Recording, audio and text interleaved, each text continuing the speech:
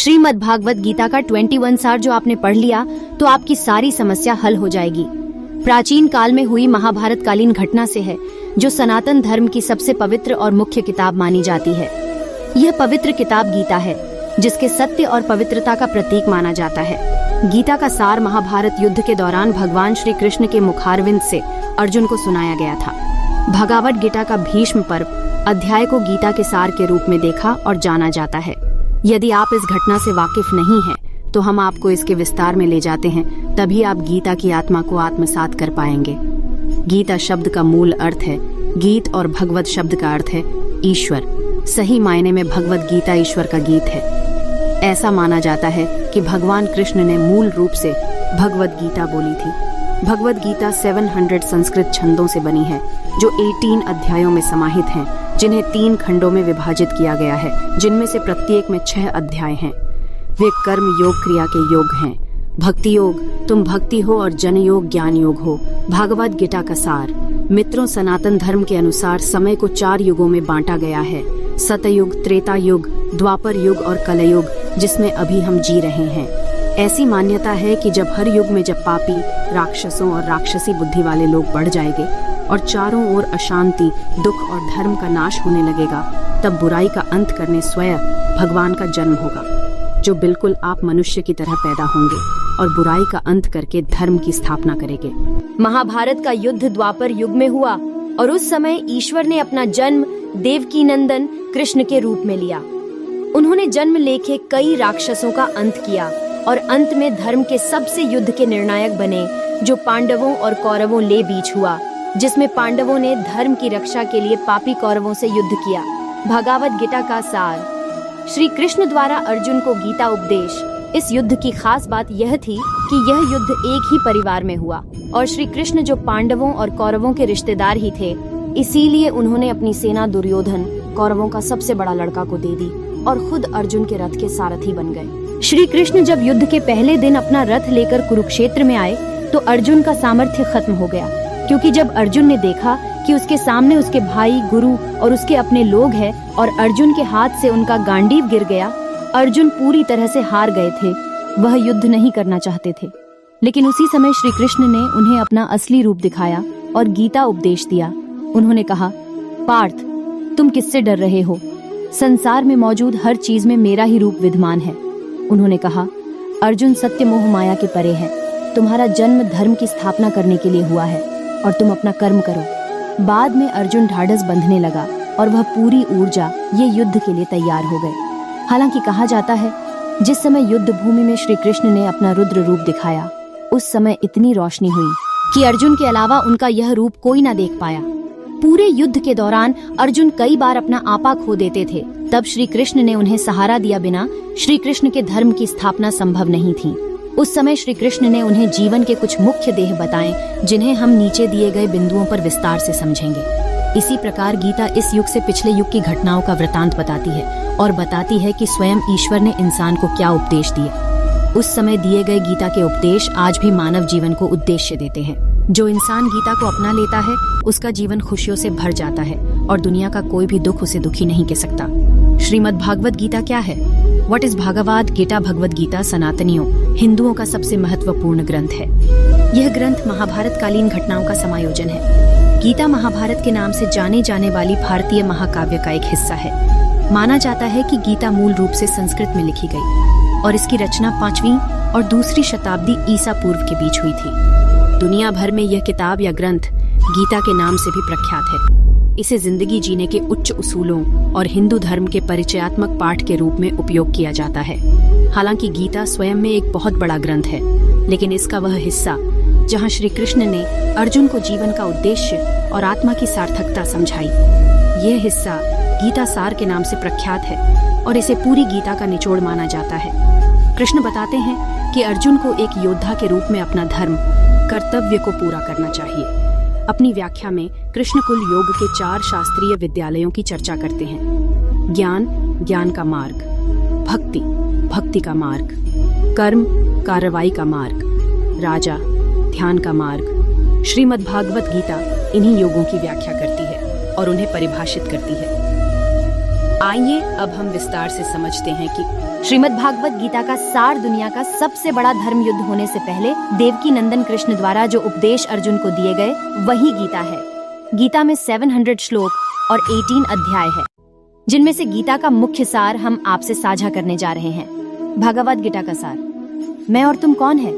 जब श्री कृष्ण अर्जुन को उपदेश दे रहे थे तब श्री कृष्ण ने अर्जुन से कहा कि यह ज्ञान जो मैं तुम्हें देने जा रहा हूँ, सर्वप्रथम मैंने इसे सूर्य देव को दिया था।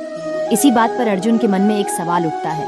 वह श्री कृष्ण से कहते हैं, आपका जन्म तो अभी कुछ समय पहले हुआ है और सूर्य तो देव है, वह तो ब्रह्मांड के परिचालक है, फिर आप उन्हें कैसे ज्ञान दे सकते हैं? अर्जुन की इस अबोधता को देखकर श्री कृष्ण प्रसन्न होकर बोले कि हे पार्थ, तुम और हम कभी अलग नहीं थे। मेरा और तुम्हारा कई बार जन्म हो चुका है, लेकिन तुम्हें याद नहीं, पर मुझे याद है। हमारे शरीर के भीतर आत्मा अमर है, वह कभी नहीं मरती। धर्म की रक्षा हेतु अवतार। जब अर्जुन को इस बात ज्ञान हुआ कि श्री कृष्ण ने कई जन्म लिए हैं, तो उनके मन में फिर सवाल आया और उन्होंने पूछा, प्रभु आप जन्म क्यों लेते हैं? आप तो संसार में मौजूद हर वस्तु में है। इस पर श्री कृष्ण बोले, यदा यदा ही धर्मस्य ग्लानिर्भवति भारत, अभ्युत्थानम धर्मस्य तदा आत्मानं सृजाम्यहम। 4:7। अर्थात श्री कृष्ण कहते हैं कि हे अर्जुन, जब भी धर्म कमजोर होता है और समाज में, संसार में धर्म की हानि होती है, तब मेरा निर्माण अपने आप होने लगता है और मेरा जन्म हो जाता है। अर्जुन पूछना चाहते थे कि क्यों? तब श्री कृष्ण कहते हैं, परित्राणाय साधूनां विनाशाय च दुष्कृताम धर्म संस्थापनार्थाय संभवामि युगे युगे। 4:8।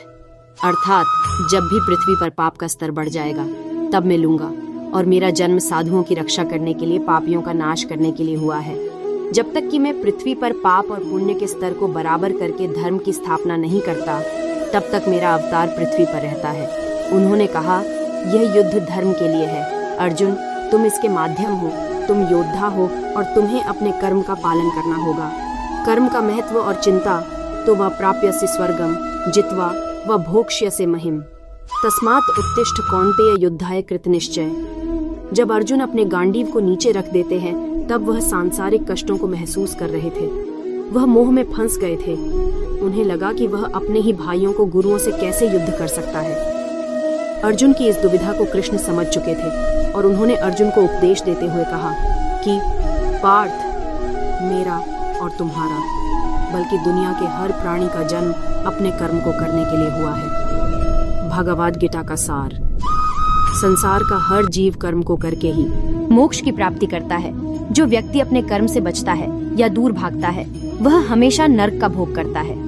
कर्महीन व्यक्ति संसार पर अतिरिक्त बोझ के सिवाय कुछ नहीं। इसलिए हे पार्थ, तुम अपना कर्म करो, फल की इच्छा मत करो। तुम्हारा धर्म बताता है कि तुम्हें हर उस व्यक्ति से लड़ना होगा जो बुराई है का संरक्षक है। अर्जुन कौरवों की इतनी विशाल सेना देखकर संकोची थे और कृष्ण ने इस बात को भांप लिया और बोले, हे अर्जुन, अपने कर्म को का निर्वहन करने पर कोई चिंता नहीं करनी चाहिए। यदि तुम यह युद्ध हार भी गए तो तुम वीर गति को प्राप्त होगे और स्वर्ग के अधिकारी बनोगे, और यदि जीत गए तो भी दुनिया में तुम्हारी जय जय करेगी। गीता में चिंता की तुलना चिता से की गई है। कहा गया है, चिंता और चिता में सिर्फ एक बिंदु का फर्क है। व्यक्ति को चिंता मुक्त होकर अपने कर्म करना चाहिए। धर्म को ध्यान में रखकर चलने वाला कर्मशील व्यक्ति स्वर्ग का भागीदारी होता है। तुम्हें किसकी चिंता है? तुमने क्या पैदा किया जो तुम्हें लगता है कि नष्ट हो गया?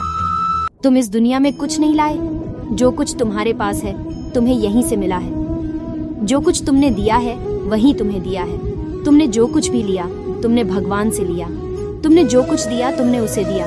तुम खाली हाथ आए हो, खाली हाथ चले जाओगे। जो गुजर गया उसकी चिंता व्यर्थ है, जो आने वाला है उसकी चिंता भी व्यर्थ है। जो चल रहा है उसमें रहो। प्रभु कहते हैं कि तू व्यर्थ सोचता है, आज तेरा है, कल किसी और का था, परसों किसी और का होगा। तू क्यों इस जंजाल में फंसा है? तू माया और मोह में अपने दुखों को बढ़ा रहा है। अपना कर्म कर, मेरी तरफ आ, तुझे मोक्ष मिलेगा। अपनी भावनाओं को नियंत्रित करो। क्रोधात् भवति सम्मोह, सम्मोहात् स्मृति विभ्रम, स्मृति भ्रंशात् बुद्धिनाशो, बुद्धिनाशात् प्रणश्यति। 2 अध्याय, श्लोक संख्या 63। श्री कृष्ण उपदेश देते हैं कि यदि मनुष्य अपनी भावनाओं को नियंत्रित कर ले तो वह सब कुछ जीत सकता है। वे कहते हैं, क्रोध आपको मति को हर लेता है, और जो व्यक्ति धैर्यवान है वही उत्तम पुरुष है, और प्रभु की कृपा उन पर होती है। क्रोध करने वाला इंसान मतिभ्रम का शिकार हो जाता है, उसकी स्मृति चली जाती है और वह विनाश की तरफ चला जाता है। पूरी गीता का एक बड़ा हिस्सा भावनाओं पर आधारित है और वहाँ जोर दिया गया है कि मनुष्य को अपनी भावनाओं को नियंत्रित करना चाहिए। गीता आपको शांति देने के कुछ ऐसे मार्ग बताती है जिससे आप चिंता मुक्त हो जाते हैं और आपको आपके जीवन के मूल्य, लक्ष्य नजर आने लगते हैं। जागृत मुनि ने हर उस व्यक्ति को महान कहा है जो फल की चिंता किए बिना सिर्फ अपना कर्म करता है और पूरा ध्यान अपने कर्म की तरफ एकाग्र कर लेता है। ऐसे व्यक्ति सिर्फ सफलता प्राप्त करते हैं। भावनाओं को नियंत्रित करने के लिए गीता क्या कहती है? गीता के अनुसार यदि इंसान के लिए सुख दुख सभी प्रकार के अनुभव उसकी भावनाओं पर आधारित होते हैं, जो इंसान अपनी भावनाओं पर नियंत्रण कर लेता है वह लाख दुखों में भी संसार का सबसे संपूर्ण और सुखी व्यक्ति बन जाता है। और जो व्यक्ति अपना धैर्य खोकर अपनी भावनाओं को नियंत्रित नहीं कर पाता, वह दुनिया के सभी सुख प्राप्त करके भी दुखी और हीन भाव का शिकार होता है। गीता के अनुसार अपनी भावनाओं को नियंत्रित करने के लिए सात्विक भोजन अपनाएं, हरी सब्जियां, दूध, फल इत्यादि, मदिरा पान, अन्य व्यसनों का त्याग करें, ब्रह्म मुहूर्त में उठने का प्रयास करें, ध्यान और योग करें, तामसी, मांस, मछली आदि और राजस भोजन का त्याग करें, अधिक तेल वाले भोजन, जंक फूड, अधिक वसा, फैट वाले भोजन इत्यादि। रात्रि में जागने से बचें। दिन के उजाले में आए गीता के अनुसार आत्मा क्या है? नैनम छिद्रंति शस्त्राणि नैनम दहति पावक, न चैनम क्लेदयन्ति आपो न शोषयति मारुत। अर्थात आत्मा को किसी हथियार से नष्ट किया जा सकता है, ना ही किसी शस्त्र से काटा जा सकता है। आत्मा को अग्नि से जलाया भी नहीं जा सकता, ना ही इसे पानी में डुबोया जा सकता है। यानी कि आत्मा को आग में जलाकर और पानी में डुबोकर भी नष्ट नहीं किया जा सकता। आत्मा को हवा भी सूखा सकती है, ना उड़ा सकती है। भगवद गीता का सार। श्री कृष्ण अर्जुन को उपदेश देते हुए बताते हैं कि पार्थ, यह मांस का शरीर है जो धरती के 5 तत्वों से बना हुआ है, इसीलिए यह नश्वर का है, यानी कि शरीर नाशवान है। और यह जिन तत्वों से बना है, आकाश, पृथ्वी, अग्नि, वायु और जल, उन्हीं में विलीन हो जाएगा। लेकिन आत्मा अजर है, वह कभी नहीं मरती, ना ही उसे नष्ट किया जा सकता है। आत्मा ना वृद्ध होती है, ना ही वह छोटी है, उसका आकार नहीं निराकार है। और आत्मा मैं हूँ और मैं ही हर जगह हूँ। श्री कृष्ण अर्जुन को बताते हैं कि किस तरह इंसान का शरीर आत्मा के लिए एक वस्त्र की भांति होता है और आत्मा सभी भावनाओं से मुक्त है, उसे कोई पाबंदी नहीं है। एक शरीर नष्ट होने के बाद यह दूसरा जन्म लेती है और दूसरा नया तन पाती है। आत्मा ना मर सकती है, ना उसका जन्म होता है। भगवद गीता का सार। आत्मा अपने कर्म को प्राथमिक मानती है और यह जीवन और मृत्यु के चक्र से गुजरकर मेरे पास बैकुंठ आती है। ये दुनिया, समय और काल क्या है? अहमात्मा गुणाकेश सर्वभूताशय स्थित अहमादिश्च मध्यम च भूतानामंत एव च। अर्थात हे पार्थ, सभी कालों का काल में ही हूँ, भूत, भविष्य और वर्तमान में ही हूँ। मैं ही सबका हृदय में मौजूद आत्मा हूँ। मैं ही सभी भूतों का भूत, मध्य और अंत हूँ। प्रभु श्री कृष्ण कहते हैं, सब कुछ में ही हूँ, आत्मा, समय, काम, अवधि सब कुछ में ही हूँ। मैं ही सूर्य और चंद्रमा हूँ, सभी नक्षत्रों का सार में ही हूँ। भगवद गीता का सार। यद्यदाचरति श्रेष्ठस्तत्त देवेतरो जन स यत् प्रमाणम कुरुते लोकस्तदनुवर्तते। अर्थात श्री कृष्ण कहते हैं, समाज में उच्चतम पुरुष यानी कि श्रेष्ठ पुरुष जैसा स्वभाव और आचरण का अनुसरण करते हैं, अन्य निम्न श्रेणी के मनुष्य भी वैसा ही कार्य करने लगते हैं। धर्म के मार्ग पर चलने वालों का कल्याण। परित्राणाय साधूनाम विनाशाय च दुष्कृताम धर्म संस्थापनार्थाय संभवामि युगे युगे। अर्थात धर्म पर विश्वास रखने वाले लोगों पर जब भी कोई विपत्ति आएगी, साधु संतों का अपमान होगा, तब मैं यानी कि ईश्वर जन्म लूंगा। मैं धर्म की स्थापना के लिए हर युग में जन्म लेंगे। कर्म योग कर्मण्यवाधिकारस्ते मां फलेषु कदाचन मां कर्म फलहेतुर्भूर्मा ते संगोस्त्व कर्मणि। प्रभु श्री कृष्ण कहते हैं कि सिर्फ एक ही चीज है जो तुम्हारे हाथ में है, वह है कर्म, और कर्म पर ही इंसान का पूरा अधिकार है। फल की प्राप्ति की इच्छा करके मनुष्य अपनी चिंता बढ़ाता है।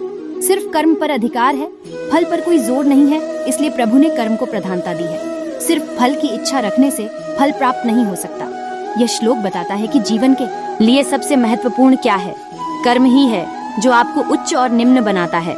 जैसा आप कर्म करते हैं, आप वैसा ही फल पाते हैं। भगवद गीता का सार। ज्ञान और ईश्वर श्रद्धावान लभते ज्ञानम तत्पर संयतेन्द्रिय ज्ञानम लब्ध्वा परां शांतिम चिरेणाधिगच्छति। प्रभु श्री कृष्ण कहते हैं कि ज्ञानी पुरुष वही है जो अपनी इंद्रियों पर नियंत्रण रख सकता है। जो व्यक्ति धर्म का पालन करके समाज में दया भाव से जीवन यापन करता है, मैं उसके साथ रहता हूँ। धर्म का अनुसरण ही ज्ञान की प्राप्ति का मार्ग है और जो ज्ञानी है वह ईश्वर की कृपा का उपभोग करता है। किसी और की नकल ना करें, अपना लक्ष्य बनाएं। प्रभु कहते हैं कि किसी की नकल करके आप अपने कर्म की खोज नहीं कर सकते। आप अपना आत्मचिंतन करके ही अपने असली कर्म को पहचान सकते हैं और उस कर्म का पालन करके ही मुक्ति की राह पर आते हैं। प्रभु श्री कृष्ण कहते हैं कि सबका जीवन सापेक्ष है। सीमा पर सुरक्षा में लगा एक योद्धा सोच सकता है कि किसान का जीवन सुखद और खुशियों से भरा होता है। किसान सोच सकता है कि एक योद्धा का जीवन ऊर्जावान और सक्रिय है, लेकिन सत्य यह है कि दुनिया में दोनों के जीवन का समान महत्व है और प्रभु दोनों की कर्मशीलता को सराहते हैं। घास हमेशा दूसरी तरफ हरी दिखेगी। गीता कहती है कि किसी और की नकल करके अपने जीवन को जीने से बेहतर आप अपने कर्म को खोजकर अपने लक्ष्यों का चुनाव करें। जब हम दूसरों की नकल करने लगते हैं तो हम अपने आप को भूल जाते हैं, अपने जीवन के अहम कर्तव्यों को भूल जाते हैं। हम भूल जाते हैं कि हमारे अपने लक्ष्य और सपने क्या हैं। हम एक बेहतर व्यक्ति बनने की कोशिश करते हैं, लेकिन हम खुद ही खुद को पीछे रखते हैं, क्योंकि हम अपने चुनाव नहीं करते बल्कि हम दूसरों की तरह बनने की कोशिश करते हैं। सबके साथ समान व्यवहार करें। प्रभु श्री कृष्ण कहते हैं कि सबके साथ समान व्यवहार करना चाहिए। गीता में समान व्यवहार को लेकर एक पूरा अध्याय समर्पित है। शत्रुओं के साथ भी अच्छा व्यवहार करना चाहिए, क्योंकि इससे आपके अंदर का अपराध बोध कम होगा और आपके अंदर लड़ने के लिए भावनात्मक बोझ कम होगा। प्रभु का सबसे प्रिय वही है जो संसार के हर जीव में मेरा प्रभु का अंश देखता है, क्योंकि मैं ही संसार की हर शक्तिशाली वस्तु और जीव की शक्ति का स्रोत हूँ। जो मर प्राणी में मुझे देखता है और किसी को व्यर्थ नुकसान नहीं पहुँचाता, वह व्यक्ति स्वर्ग का अधिकारी होता है। अच्छा करके आशा न करें। प्रभु श्री कृष्ण कहते हैं कि तुम दूसरों के साथ अच्छा करके उससे अच्छे की आशा मत रखो। आप किसी की मदद करके उससे बदले में मदद की इच्छा को त्याग दें। अपना कर्म करें, प्रभु आपको उसका फल देंगे। आप इसलिए किसी से उम्मीद ना करें कि आपने किसी के लिए कुछ किया है। किसी की मदद तभी मदद कहलाती है जब आप उसके बदले में कुछ नहीं चाहते, और एक उपहार तभी शुद्ध उपहार है जब वह दिल से सही व्यक्ति को सही समय पर और सही जगह पर दिया जाता है, और जब हम बदले में कुछ नहीं की उम्मीद करते हैं। गीता इसके बारे में विभिन्न रूपों में बात करती है और इसकी नैतिकता की तुलना में बहुत अधिक व्यावहारिक समझ रखती है। भगवद गीता का सार। प्रभु श्री शरण में रहो।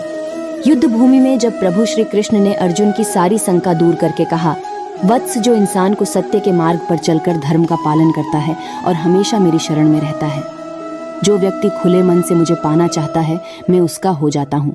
सच्ची श्रद्धा रखने वाले व्यक्ति से ईश्वर पल भर भी दूर नहीं रहते।